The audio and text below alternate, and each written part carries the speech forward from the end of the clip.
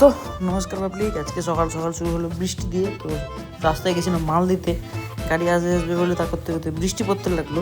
যাই হোক, তো বাড়ি এসে একটু পড়াশোনা করতে বসেছিলাম, কারণ এখন ক্লাস চলছে তো ঠিকই, তো পড়তে তো হবেই।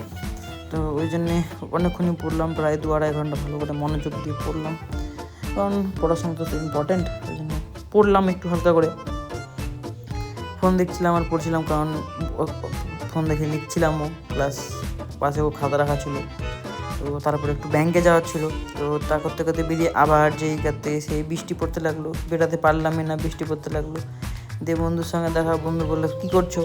আমি বললাম এই যে বৃষ্টিতে ভিজছি, তো বাড়ি এসে একটু দেখলাম অগোছালো হয়ে আছে, তো খেয়ে নিই, দিয়ে ঠিক করবো, কারণ খাওয়াটা ইম্পর্টেন্ট।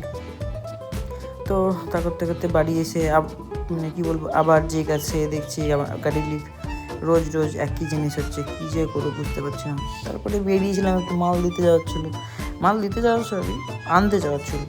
তো তারপর তখন আপাতত বৃষ্টি বন্ধ হয়ে গেছিলো, তো কিছু করার নেই, হ্যাঁ মাল নিয়ে আসার জন্য। তো বাড়ি এসে সব কিছু গোছাগুছি করে হয়ে গেল, দিয়ে একটু শুয়ে পড়েছিলাম খেয়ে। তো ভাবছিলাম ভগবান, পুজো চলে আসছে, এবার তো একটা কাউকে পাঠাও, আর ভালো লাগছে না, একা একা কতদিন থাকবো। দিয়ে ক্লাস করতে বসেছিলাম, ক্লাস করা হলো, ক্লাস করে নিলাম।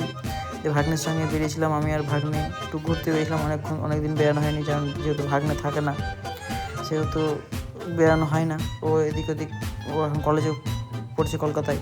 তো তা করতে করতে দাদারা লাদাখ থেকে বাড়ি চলে এসছে, ওই জন্য আমাকে একটু ডাকলো, তো সেই জন্য গেছিলাম। তো আস্তে আস্তে অনেক রাত হয়ে গেছিলো, প্রায় 12টা বেজে গেছিলো, গরমও লাগছে।